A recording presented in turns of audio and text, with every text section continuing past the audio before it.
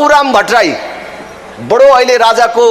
वक्तव्यको सबभन्दा तीखो विरोध गर्ने, अब राजा फेरि मुलुकमा आए भने त मेरो सर्वस्वै जान्छ कि भनेर आत्तिएर प्रतिक्रिया व्यक्त गर्ने बाबुराम भट्टराई पहिलोचोटि अर्थमन्त्री हुँदा चाइनिज जहाज किन्ने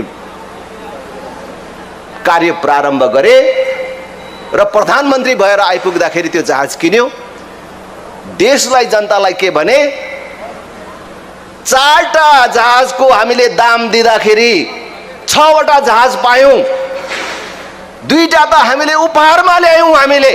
देशको लागि कत्रो योगदान गर्यौं भनेर भने, तर त्यो जहाज 1 वर्ष पनि उडेन र त्यो जहाज अहिले थन्काएर राखिएको छ। जनताको नाममा त्यस प्रकारका भ्रष्टाचारहरू यो देशमा भएको छ र यसलाई भन्नुपर्छ जहाज किन्ने तर नउड्ने खालको जहाज किन्ने।